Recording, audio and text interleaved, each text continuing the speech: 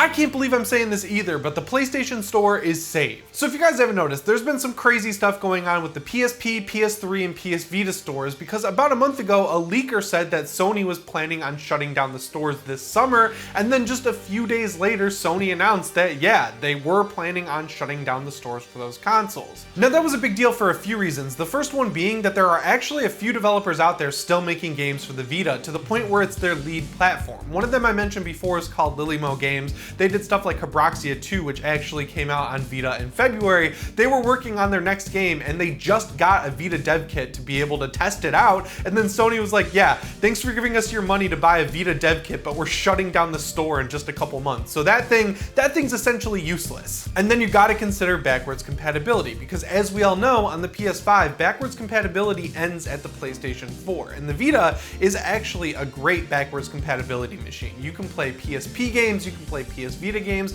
and most importantly, you can still play PS1 games. Now you can also play those on the PS3 and the purchases actually transfer between devices, but if the stores for those devices shut down, you're basically stuck with the ones you've already bought. So a bunch of people went on the stores trying to buy a bunch of new games. It was a huge mess. And I know for people who have PS4s or managed to get PS5s and are playing all new games on it, this might not seem like a big deal, but a lot of people do love going back and playing old games, and Sony's philosophy right now is basically saying our old generations do not matter at all, old game is old, focus on the new stuff. And I don't know, a lot of people don't really like that. And when you think about it even more, this isn't a similar situation to something like the original Xbox or the PS2 or a Super Nintendo, where you would go to a garage sale and pick one of those up for cheap with a ton of games and just be able to play them as soon as you got home. This is completely different because the PS3 and the PS Vita specifically allowed for DLC and patches. A lot of patches came out for a lot of games on both of those consoles, and then if one day Sony decides to also shut down the servers that host these patches and DLC, then you're just stuck with the 1.0 version of a lot of these games. And one of the biggest trends in the industry right now that's been growing and growing and growing for a long time now is to release an unfinished version of your game on the disc and then release pretty much the entire game on a patch the day it's released. It's completely flipped from what used to happen where DLC would come on the disc day one and then it would be periodically unlocked over time with a purchase. I think I like that way better though, because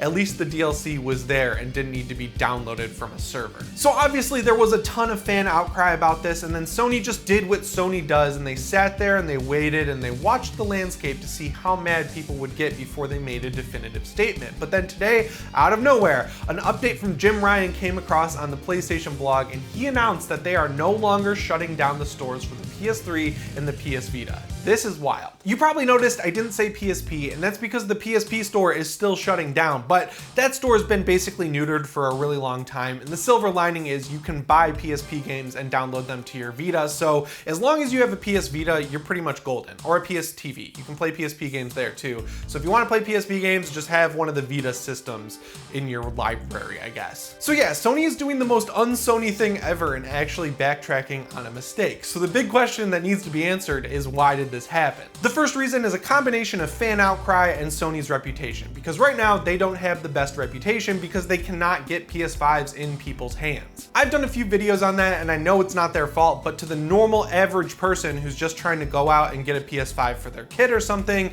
they don't look at it that way. They see Sony not being able to get PS5s in stores and they're frustrated. They also just took a really hard hit below the belt from Xbox, because not only did the MLB force them to release the show on Xbox this year, they also made a deal with Microsoft to put it on Game Pass. So you can get a $15 Game Pass subscription and download the game and play it on day one, or you can drop $70 on PlayStation. And a lot of people are seeing the value proposition there and they're not happy. They also just had a huge expose come out that revealed a lot of annoying stuff, like the fact that they're remaking the original Last of Us, which is totally playable and looks amazing on the PS5, and also that they're not going to make Days Gone 2 because the Metacritic score wasn't high enough. So when you look at everything that's happening right now, they probably looked at all their problems and said the easiest one to walk back is shutting down the PS3, PS Vita stores, because that's an easy thing to just not do. They can just leave it running how it is. And the other reason for walking this back that I don't think a lot of people really consider comes down to leadership. So we all know that the guy running things over at PlayStation right now is Jim Ryan, but before him we had Sean Layden, the guy who brought us stuff like The Last of Us 2, Uncharted 4, God of War, Horizon Zero Dawn,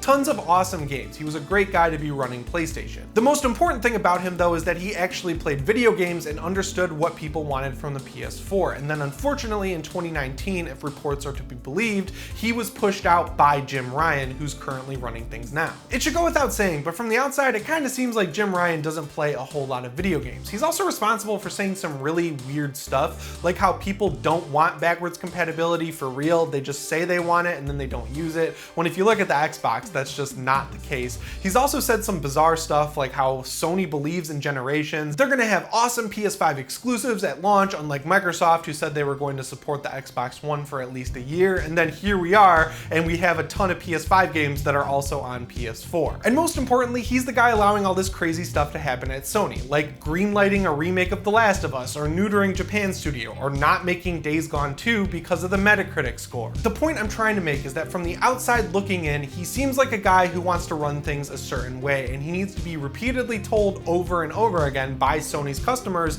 that they don't like the way things are being run. Like maybe he didn't know that people care about backwards compatibility, or that they still want to be able to buy PS3 and PS Vita games, or that people would want a Days Gone sequel despite the fact that it was profitable and sold a lot of copies, and every time that game is brought up on Twitter, there's a ton of supporters for it. Those are problems for another day, but the thing he seems to be really missing out on is the fact that a studio name means nothing without talent, and he seems totally happy to let some really good talent just walk right out the door. You can look at Japan Studio and say, yeah, they were incubating some weird projects that were a little smaller and probably didn't make a lot of money, but they're also the reason we have Bloodborne, which is one of the most liked PS4 games of all time. Like, I love that game, and I know a lot of other people also love it as well. So while they might not have been insanely profitable, they definitely had some good talent, and by neutering the studio, you allowed that talent to walk out the door. Bend Studio is another great example because when that Days Gone 2 pitch was denied, Sony split the studio in half as a support studio for Naughty Dog. So half of them were working on a new Uncharted game,